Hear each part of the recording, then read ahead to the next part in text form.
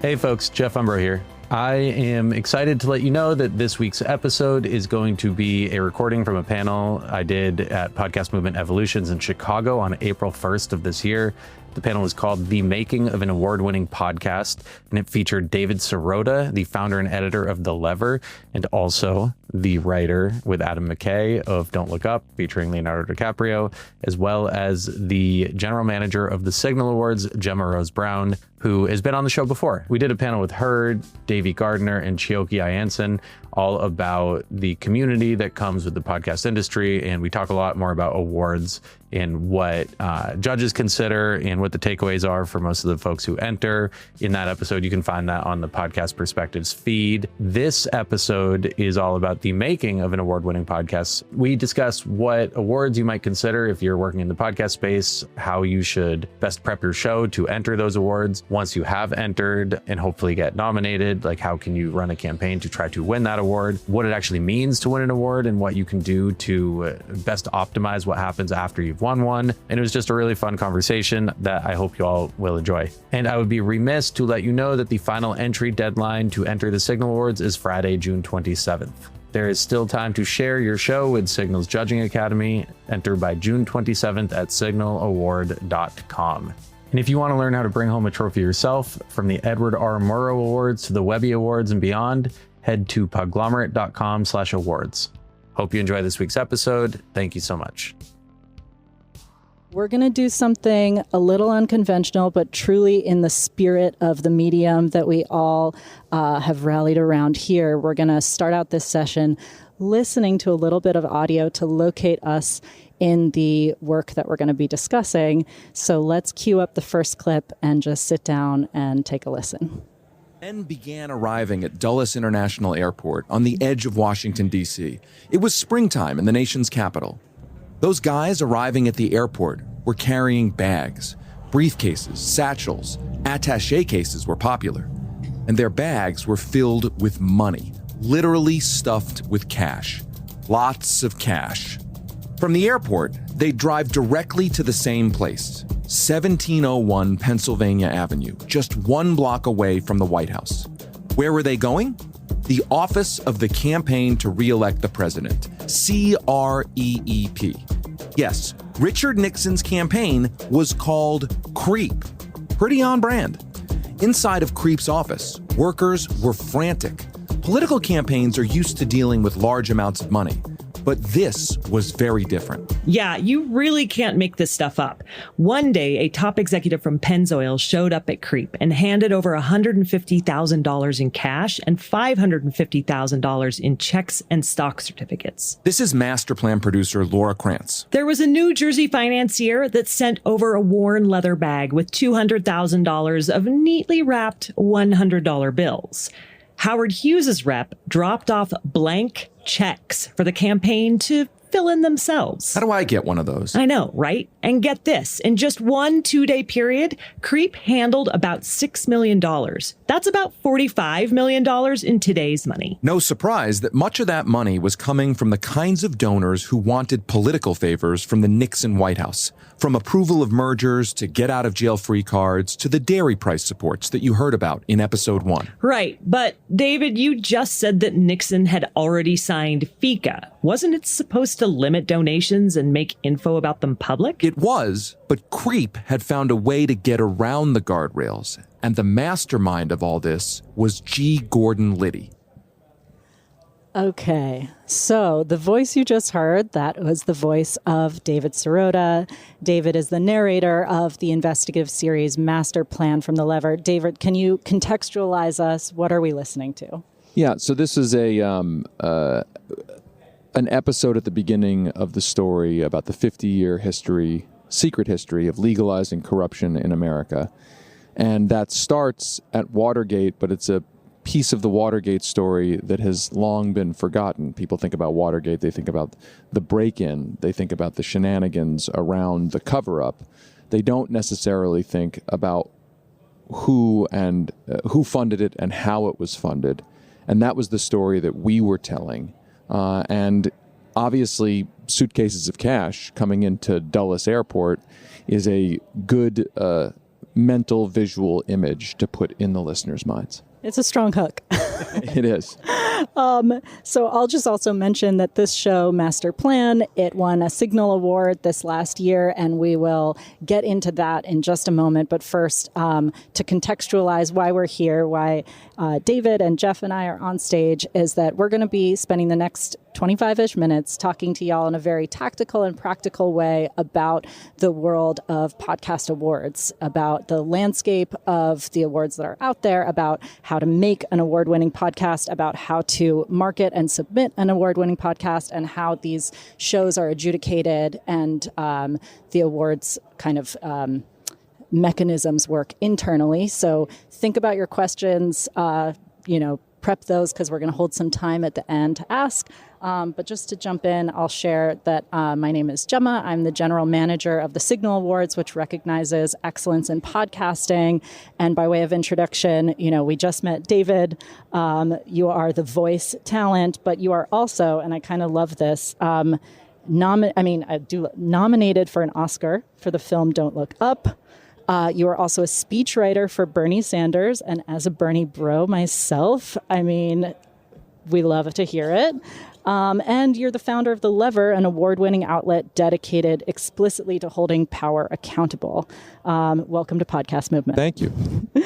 And Jeff, not your first rodeo here at Podcast Movement. Jeff Umbro, you are the founder and CEO of the Podglomerate, an award-winning company which produces, distributes, and monetizes podcasts. And I learned, writing this introduction, you support more than 30 million monthly podcast downloads through your work. Yeah, we have a great team that really helps support a lot of amazing shows, including Master Plan. 100%. So. Brilliant. So back to the clip that we just heard. What did it win an award for? So we won a Signal Award. We were just Claps. Today we were named a Webby honoree. We were a finalist for the Ambies. And we've submitted it to various journalism awards as well, sort of not just podcast awards. And we do think we invested a lot of time, a lot of resources in this series, and I was a little nervous about it because we invested so much in it. But it really paid off for us as a journalism outlet, as a company, and for our brand. And by the way, in no small thanks to the Podglomerate, who helped us really get it out there. I gave him a big discount to say that. I think you're partially answering this question, but I am curious, what does winning an award change for you personally or professionally? Why chase that goal? That's a great question. I think that it's important, especially we're in independent media. I think a lot of folks in podcasts are in or at least adjacent to independent media. And if you're in a big media apparatus, the podcast section can be sort of its own smaller section. So I think about the investment of time and resources that we made in applying to the awards as a way to get us better known in the industry, and also as a validator to potential listeners who are inundated with sort of infinite numbers of choices.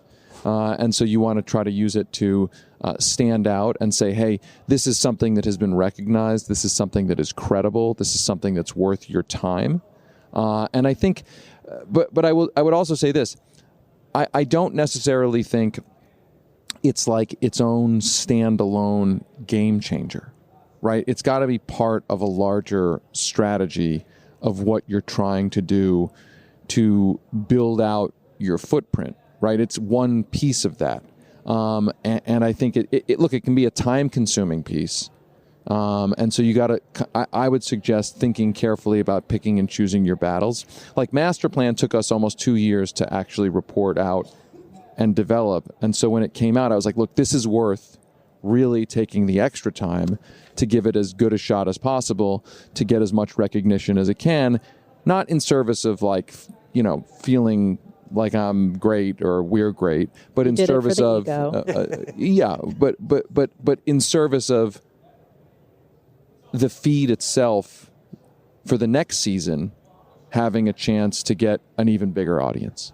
And not to mention, if you're going to be doing future productions with different partners, like this is now an accolade that you can include in like your outreach to these different distribution partners or other media when it comes to coverage for the show and that kind of thing. So there's a lot of different kind of superpowers that like awards can give you and can like really attribute to the show. Let's take one more listen to a clip from Master Plan. Cue it up. The mastermind of all this was G. Gordon Liddy. If you're even remotely familiar with Watergate, you know who this guy is. The bald, crazy-eyed former FBI agent with the bristle-brush mustache. The guy who would hold his hand over a candle to show his tolerance for pain. He's known for coming up with the Watergate burglary. But what most folks don't know is that he was also the architect of this incredibly bold plan to get around campaign finance laws. It actually was amazing, if highly sketchy. Officially, Liddy was the general counsel for CREEP, the guy whose job it was to make sure the committee followed the law. But we got a hold of this memo he wrote to the White House about using a loophole to get around the new law. Here's how it worked. Nixon signed FICA. This is like a you can't make this shit up kind of thing. Yeah, totally. The process of exploring these lost White House memos and seeing how they wrote everything down. So it really made it really fun and horrifying at the same time. I love it. If you want to hear what happens next, listen, download, subscribe. There was a break-in. There are literally hundreds of moments in this show just like that. It's wild. I want to zoom out for a moment. We've spoken at the show level. Let's talk industry level. Jeff, could you give us kind of a rundown of today's, contemporary awards landscape? What are the awards that you submit to on behalf of your clients? What goes into making those decisions? Lay it out. Sure. So what I'm going to say now is just going to scratch the surface, but the awards industry is a whole thing. Every different kind of niche industry, so business, marketing, sports, podcasting, general media, film, books, they all have their own ecosystem surrounding like what kind of awards you can submit to. So what we're all doing here is obviously audio and podcasting, but there's more than just submitting to, the audio awards. The big ones would be, the Signal Awards, which Jemma does such an amazing job with. But then also, the Webbies has a podcast kind of segment that they can, you can win an award for. There are the Ambies, which we had the award ceremony on this stage last night. And there's a handful of like podcast specific oriented awards that you can submit to that are all a little bit different in terms of like how you submit, how they judge, like who can win. The iHeart Awards just had their ceremony about a month ago. All of them generally are trying to recognize like the great work from all of you all. So the hosts, the creators, the listeners, and the people who are like, coming together to make these properties. Beyond that, there is a whole ecosystem of awards surrounding journalism or other audio properties, which have like stemmed either from journalism, broadcast, or an extension of podcasting. So, you have the Peabodys, the Pulitzer now does an audio category, the Murrow Awards, the DuPont Awards. Audio is just a medium, and people are using that to explore different ways of telling stories in journalism. And now it's really exciting to see like how all of these different like platforms are coming together to celebrate the work of all of you all. So what we do at Podglomerate is help you all to understand what that ecosystem looks like and where you fit into it. And if it is like worth your time to actually, submit your show and try and produce your show for one of these accolades. And the answer is like, for the most part, yes, you guys should submit, and like, it's worth trying to get your work celebrated. So I, again, just scratch the surface, but generally speaking, that's kind of like what the folks in the audio world are paying attention to when it comes to like their award submissions. And then, if you're like a sports show or a film show or a food show, like you might want to think about something that's industry specific. We had a food podcast a while ago that submitted for a James Beard Award for audio. Cool. I love that. Yeah. They did not win, but it was a really fun process to go through. I know you said scratch the surface. a few times, but I'm gonna ask you to scratch a little bit deeper. Sure. And just, if I were someone sitting in the audience right now thinking about how to make my award competitive, my show competitive to an award, how would you kind of tee up their podcast for success in terms of the submission process? Yeah, I think it starts with two things really when you're actually trying to make the show. One is really understanding who you're making it for. If your show is for everybody, then your show is for nobody. So like you really want to understand which particular individual you are making this for. And Tom Webster, who's here somewhere, has this really amazing technique where he literally will like create an avatar for the listener that he wants to reach and like put it on his desk when he is like talking to clients about like what show they should make. But it's really important to understand like who you're trying to make the show for, in order to understand like who the audience for that show is. And once you understand who the audience is, you can understand better like which of these awards are going to be like competitive for you and like what you want to pay attention to when you're trying to navigate that. So like assuming you make a show that you really are proud of that like scratches that itch for that particular listener, then you submit your show to these different awards, and then you want to pay attention to like how that's going to be perceived and kind of picked up by the folks who are going to be voting for the show. Some of these award ceremonies have listener, choice sections. I was going to say, do you study the judging panel? I personally do not, okay. But like, that would be a deep cut. You do want to understand like the kind of person who's going to be paying attention to these awards. So, like what kind of listener is going to be looking at like your submission?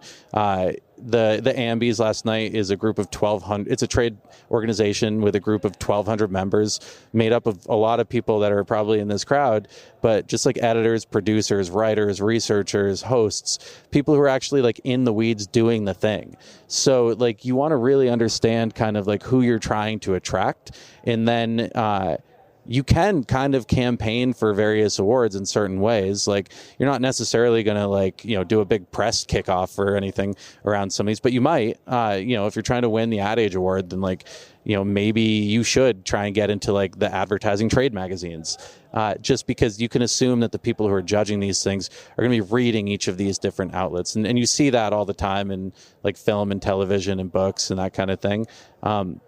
So you can kind of cater to those folks. So anyway, I know I'm kind of rambling a little bit, but like, it's just worth spending some time trying to like reverse engineer and think through like who your targets are, whether that's a judge, a listener, or like the different platforms that you're going to submit to. Like there are a lot of different ways to really like consider like how you want to be perceived, and then try and work backwards from there.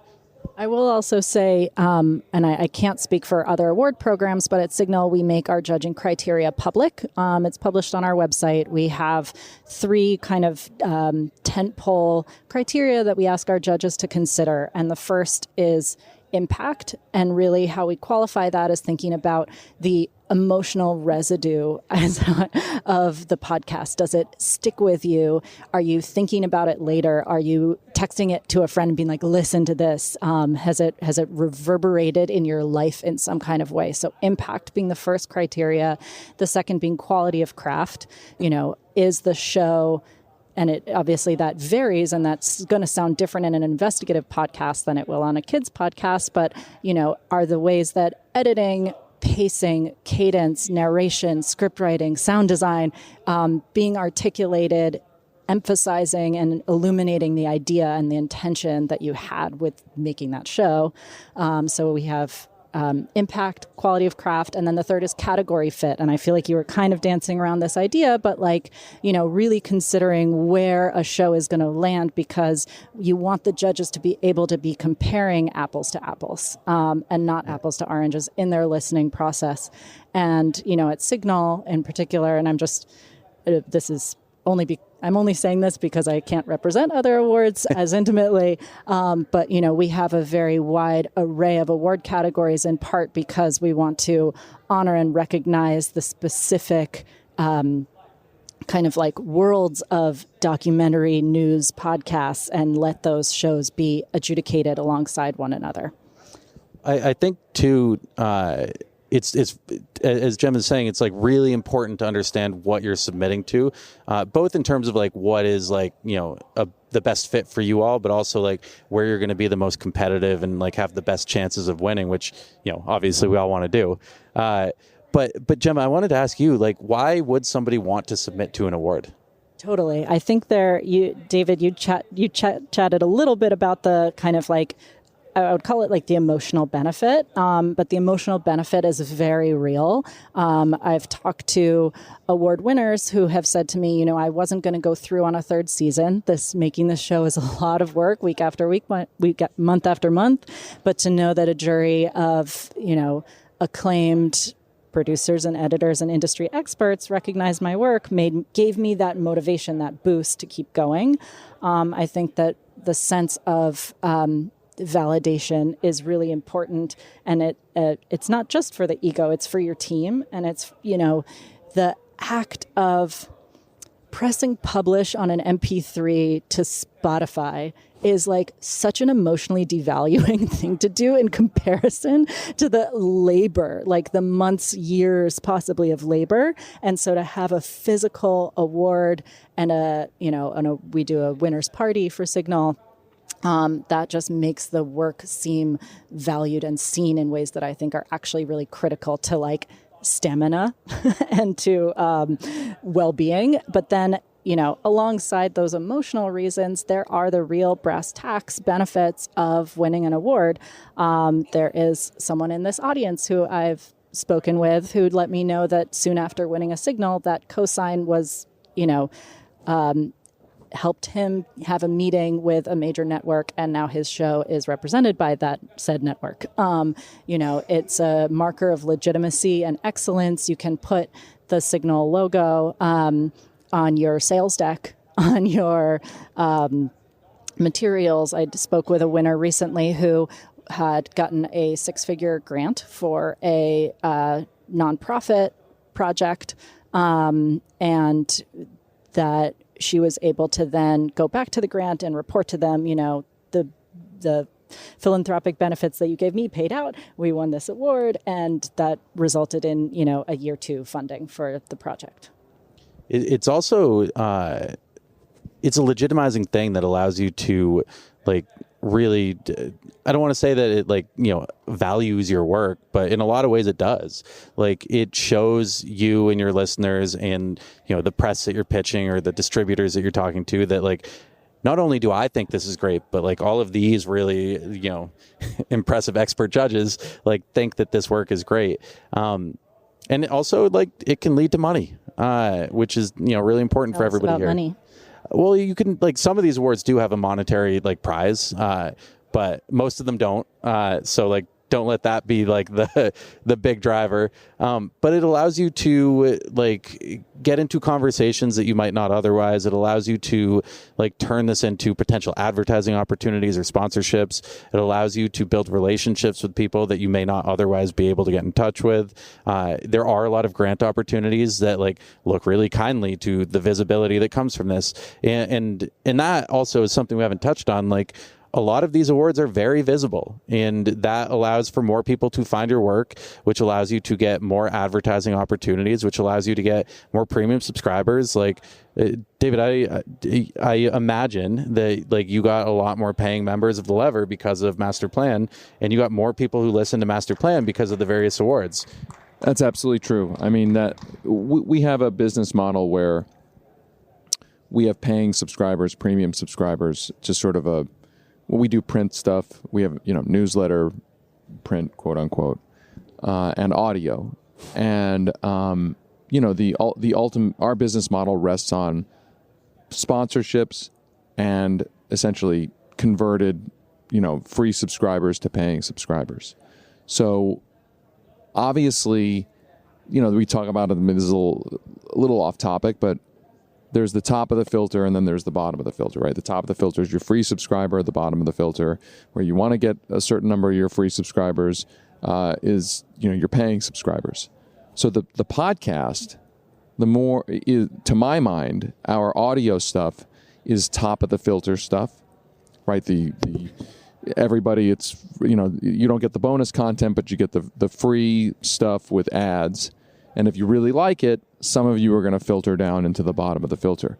Obviously, the award recognition is a way to make the top of the filter a bit larger, right? Is to say, again, I think about it in terms of everyone's got a paradox of choice. You open your podcast app, there's a zillion different podcasts.